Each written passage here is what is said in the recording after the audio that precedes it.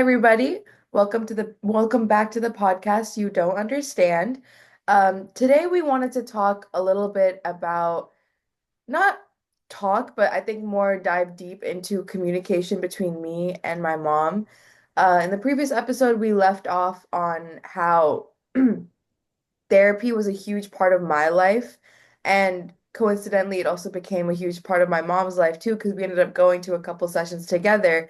And from there, that's how we were able to better our communication. So we wanted to dive deep into how that story kind of folded out.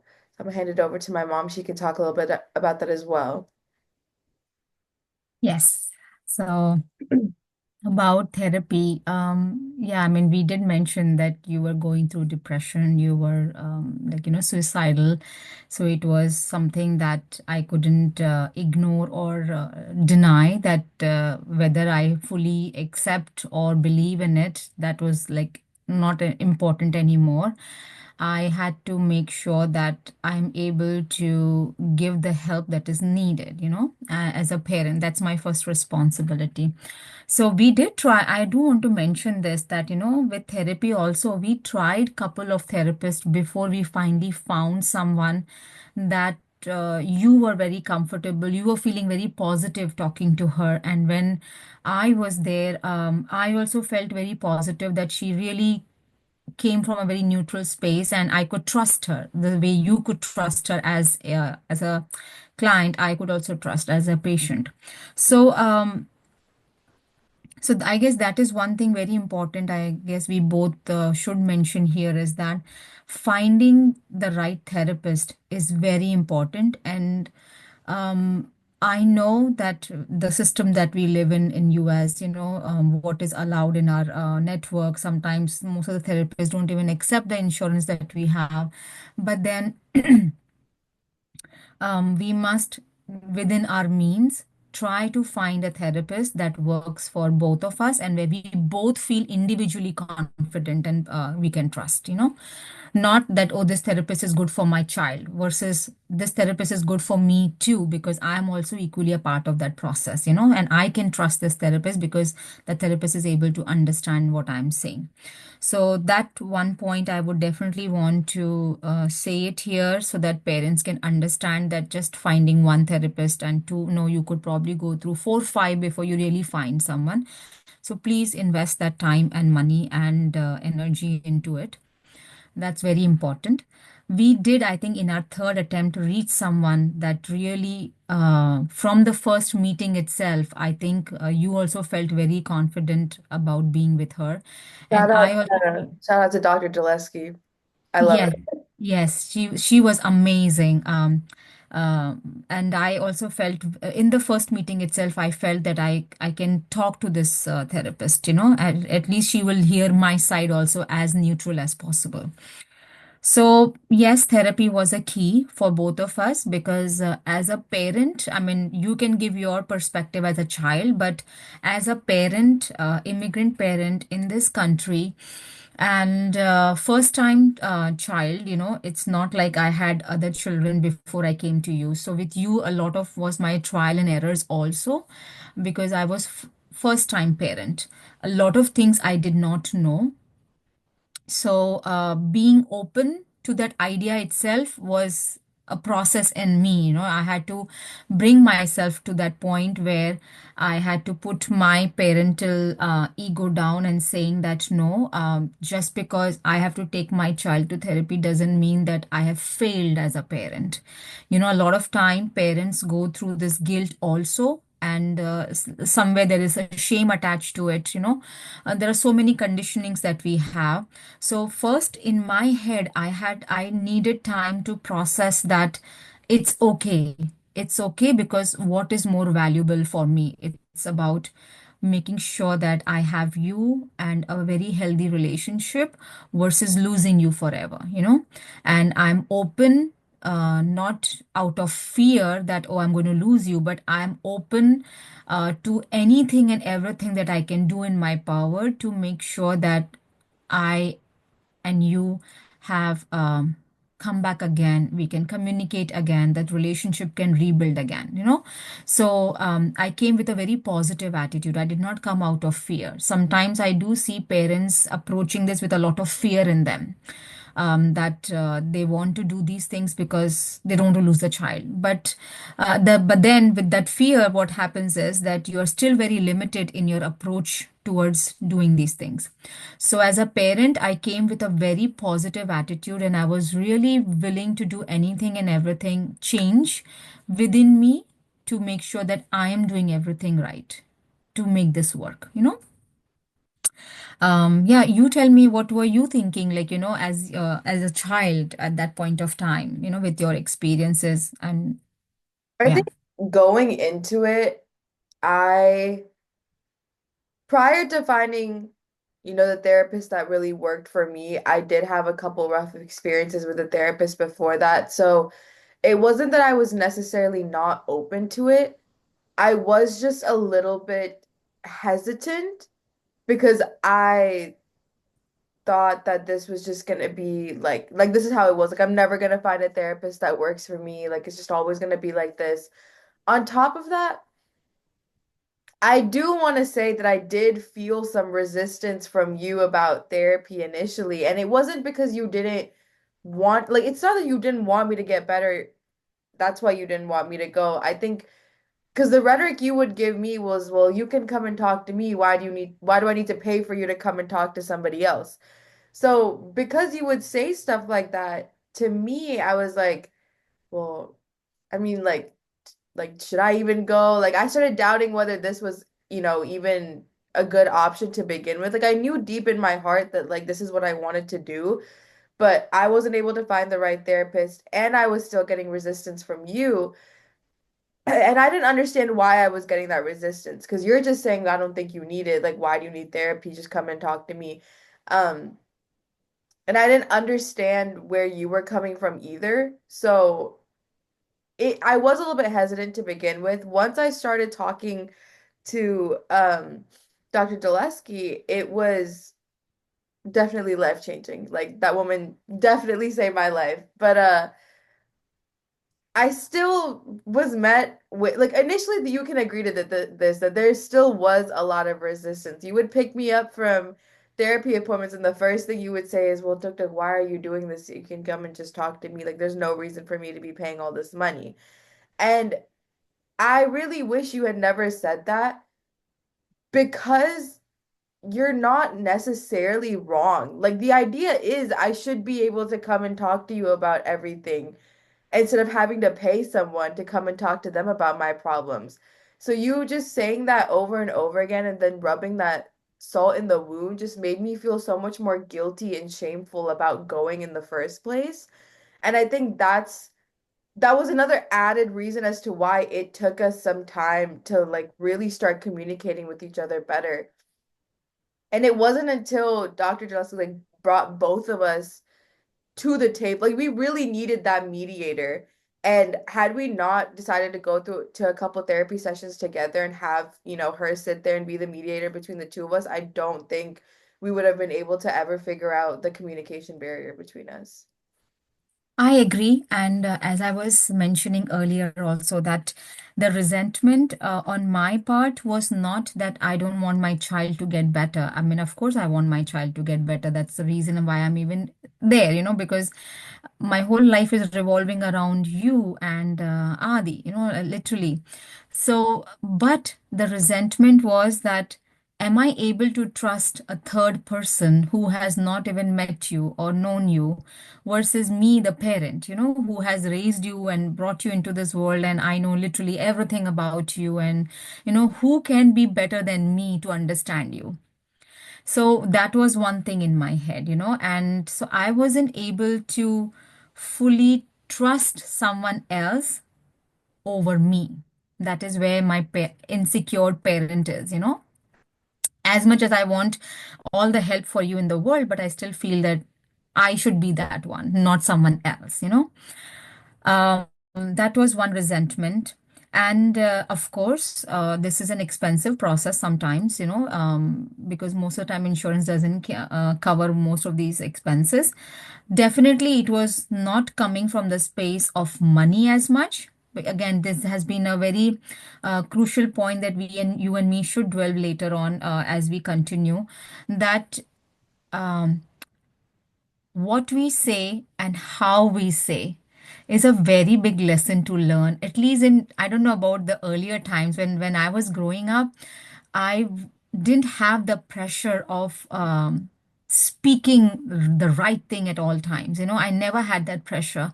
But that is something that I have learned now to be more careful, because I feel that the generation that is around me is more sensitive than what it was earlier.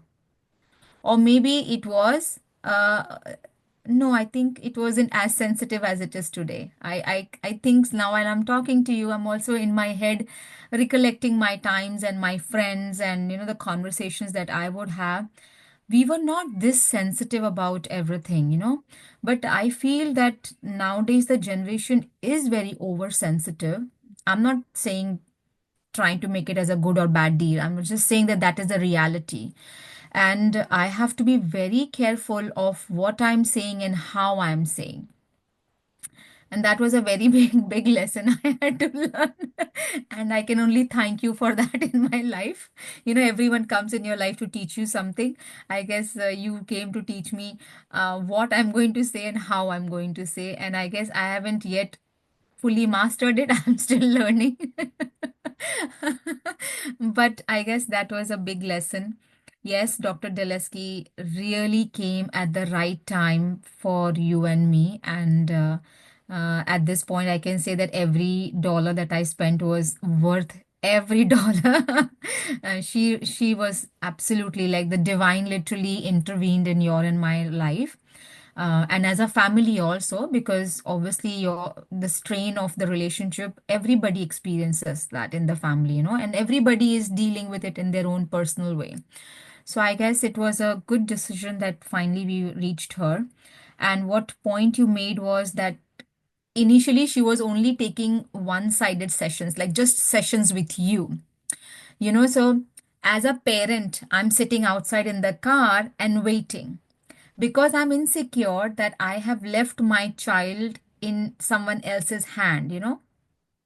And that person finally is having access to you, and what you're going to say, how you're going to say, what are you discussing.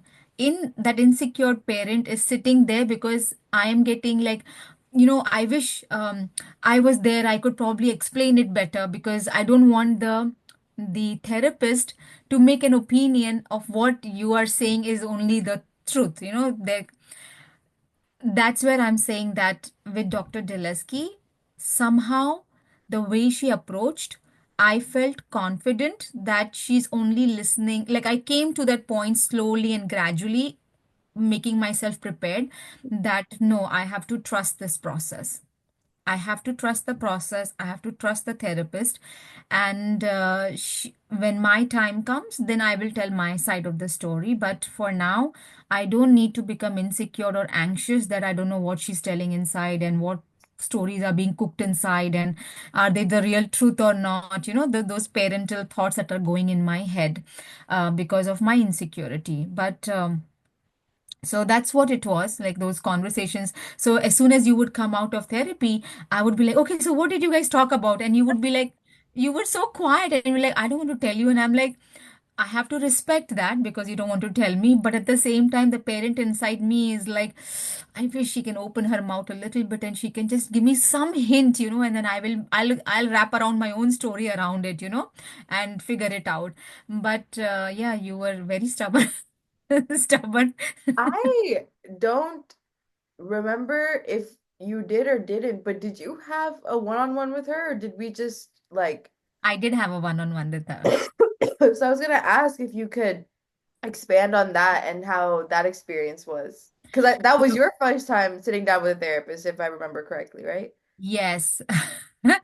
And I guess the best thing that she did for me was to understand, because all kinds of parents are there in this world, and there are some parents who are not as attentive to their children, or who do have some harmful intent, right? Mhm. At least I'm not in that space. That much I know. I love you to death. So I wanted the therapist to understand that maybe my ways of doing certain things can be questioned, but my intention should not be questioned, because my intention was always pure, you know? And I guess that's where she gained my trust. The way mine and her interaction went, and the kind of things that we were talking and discussing, she gave me a very comforting and a very trustworthy kind of a space, where she made me believe that she definitely doesn't question my intention, and she knows that my intentions are very pure, and I'm coming from an absolute space of love and care.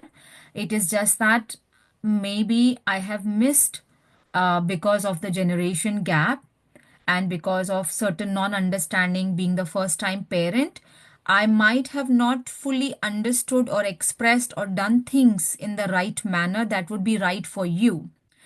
But at least she knows that I'm not a bad person. I'm a loving parent. I'm coming from a space of love for you. I guess then I was comfortable to see that she's not judging me, and she's giving me the space to now talk about my problems and my situation, because as much as you are going through as a child from my non understanding, I am also going through as a parent because of your non understanding.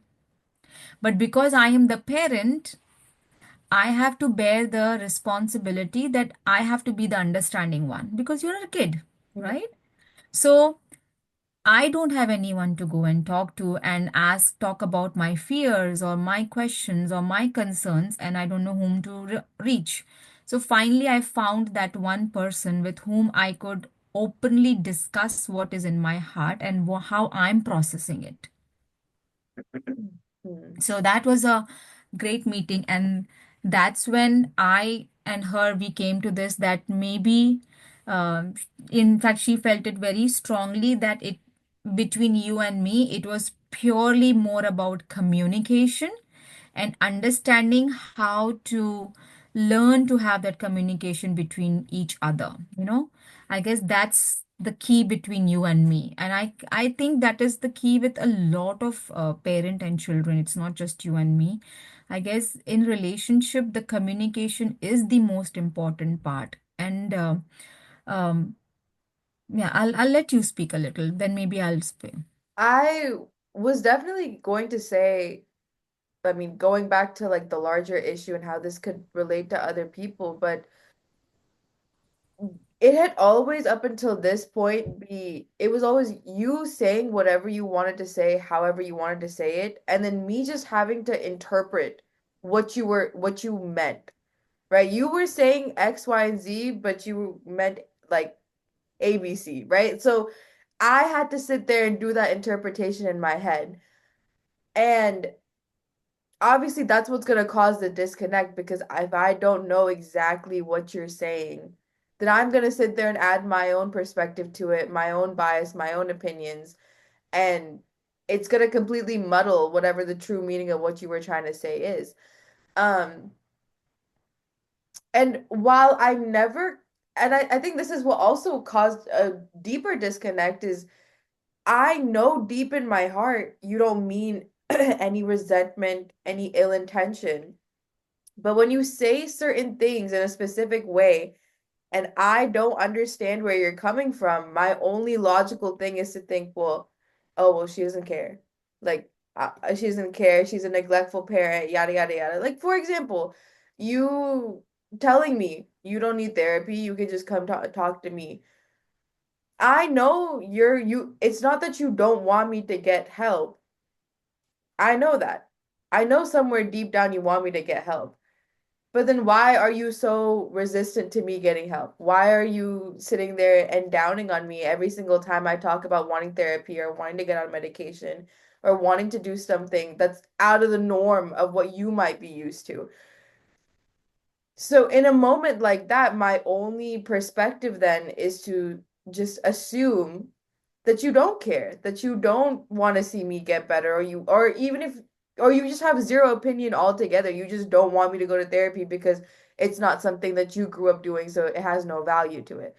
Um, and I think that's what a lot of children today feel. And a lot of them don't realize that it does most of the time. I mean, there are cases and there are situations where parents are, they don't have an opinion and they don't care and they are neglectful. But I do think an overwhelming majority of the time, it's the parent is just insecure to admit that they can't be the only source of help in their child's life. And there shouldn't be that insecurity. Children should not feel insecure that they can't help themselves and that they have to reach out to a third party, and parents shouldn't feel insecure that they can't help their children and they have to reach out to a third party. Reaching out to a third party for help is not a single sign of weakness, or it does not mean that you don't have a handle of your emotions. You just need a facet to be able to really explore your emotions and really let it all go. And honestly, sometimes it is harder to do that with someone that you have so much history with and so much emotional connection with, especially if a lot of the reason you feel the way you feel is because of that specific emotional connection. So I really, I understand now, obviously, that it was not that you didn't want me to get help, you just did not want to admit that you couldn't help me, especially because you love me so much. But there shouldn't be any insecurity there to begin with. And I think what really was, the point that like finally we were able to make some headway between me and you is when she brought us together for that one sit down, and it was like we just let everything, or at least I did. I did not hold back. I put everything out there. And honestly, for us to be able to start over, or not necessarily start over, but to move on, I at least felt the need that I needed to get everything out. Because if I didn't get everything out, that resentment was just still gonna stay bottled up. So I totally agree with whatever you're just saying right now, that and I want, as much as I want parents to have the perspective of what the children are going through this podcast, I want children also to get a perspective of what the parents are going through, because you know how I always say that I have been through teenage years. Maybe my teenage years were very different generational wise than what you are experiencing. But as a biological person, I've been through that phase. So somewhere I do have an understanding of what you could be going through. Maybe not fully, but going through. But children have never become parents. Never. They cannot even understand the kind of fears and insecurities and the way parents are going to go through that process, because they don't have an understanding at all.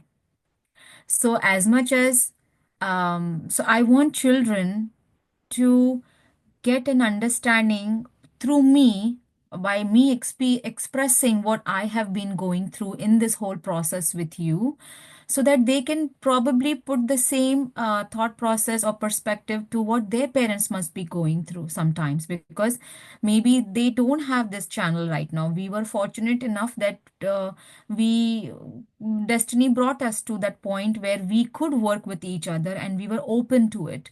Maybe not every parent child is going to get this opportunity, or maybe they have missed the opportunity. You don't know. So, I really want to be honest and telling exactly what, as a parent, I am feeling or going through while in that process, so that children can relate and understand their parents a little more better. That I don't think so. If they are good parents and they have really loved and cared for you, then their intention is always the purest. I don't think so. They ever mean harm. They really want to help. It's just so ironical that there are many mixed emotions as a parent, first time parent also, because you don't know, you don't understand. The generation is very different now. You have your own insecurities that you never had before. I never had an insecurity of a mother. To experience the insecurity of a mother or a parent was my first time too, and I did not know how to handle those emotions. It was taking me time to process those emotions, to understand, okay, what's going on, what is happening. But that time is becoming like a time lag between the relationship, because now you are also at the same time processing things, you know. So it's not like you have stopped and I'm only the one doing it. We're both progressing towards it. So, as you rightly mentioned, that we should not have this taboo attached to the fact that putting your faith in a third person is not giving up the relationship. In fact, putting your faith in a third person is because you don't want to give up on the relationship. That is the first perspective that needs to change. That don't have that parental thing that, oh, I'm going to lose this opportunity. In fact, you want to have this opportunity, you want to grab this opportunity so that you don't lose the child forever. It's okay to take that help. It's okay. You might not have the first one right, the second one right, but keep trying, keep going at it, because in the end you will. Because if your intentions are pure and you're coming with absolute purity in your heart for the relationship, then the divine also helps you. I've always felt that way, that the divine or the destiny does come to a point where it helps you to, move forward. And the thing that you said, that yes, she brought us to the table for the first time. I will never forget that, because you were literally like, I don't even damn care about what she's going to think in this moment. I'm going to pour I everything. popped off. I said what I had to say. And you did not you did not mince anything. And I'm just so happy and proud that you did that, because as much as I knew that I it will be hurtful for me somewhere in my heart, it is going to hurt me, but I wanted you to become empty with whatever you had in your heart, because I by that time I had realized that the reason why you're not able to communicate with me is because you love me too. And you know that if you are going to say what is really in your heart is going to hurt me. So, because you don't want to hurt me, you are not truly opening up your heart, and but it's not helping anyone, Yeah. right? It's not helping anyone. So, when you were sitting on that couch, I still remember, I'll never forget, and you went all out. And as a parent, what I was thinking that, oh my God, all that I did for her, like for you, I was thinking that I'm expressing my love and my concern and my care, and how you were looking at it was more like control, non-understanding. You just had a very different perspective than what I was having in my head. In my head, I'm coming from the space that, oh, I love her so much. I want to be very protective of her and making sure that she's well taken care and she doesn't have any problems. And every action that I thought I'm being the best parent in the world, you, on the other hand, was looking at it um, like, No, no, that's not this is not it. this is not it. And then I'm thinking, what did I just do in my life then? Was I really What did we parenting waste you? like 15 years for? 50, 60 Yeah, years? and I'm not kidding. That is exactly what was going on in my head. And I was, as a parent, I was feeling so dejected in that moment, while you were sitting on that couch. As much as I was happy for my child to be able to have that space, safe space to speak, but the parent in me was getting hurt every second by whatever you were saying. And then I was beginning to question the whole 15 years of my parenting life with you. And I was like, did I do anything right with her? Like literally, I wish I could have probably cried and bawled at that moment, because that was all that was left. I was really questioning that, did I do anything right with her?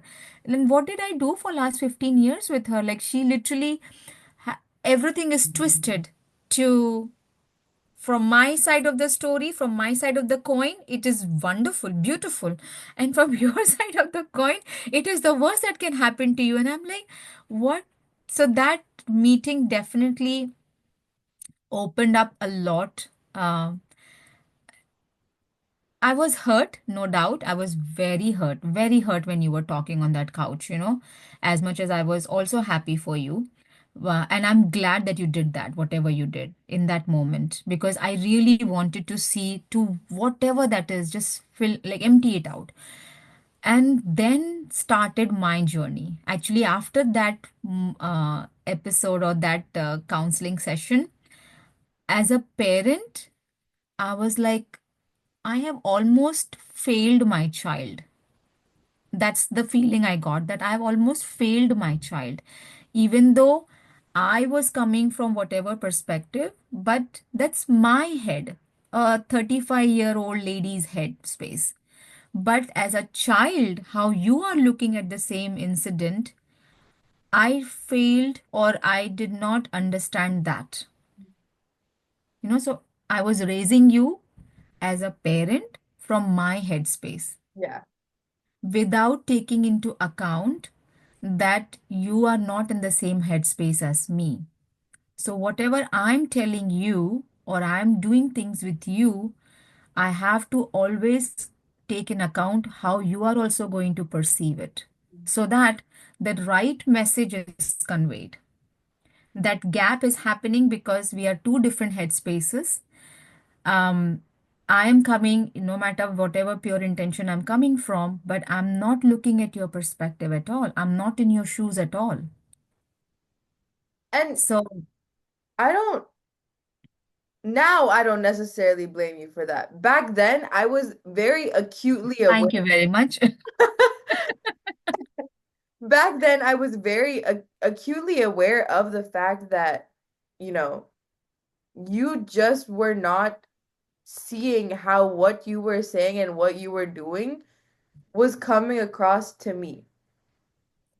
And you brought this up that you said that you were happy that I finally let it all go because I feel like a point of contention between the two of us because you're always like come and tell me, come and tell me, come and tell me. Well, if I'm not, you didn't raise a terrible child. If I know it's gonna hurt your feelings, I'm not going to come and tell you. Like, why would I possibly do that? Um, and so that also, put me back to my shell.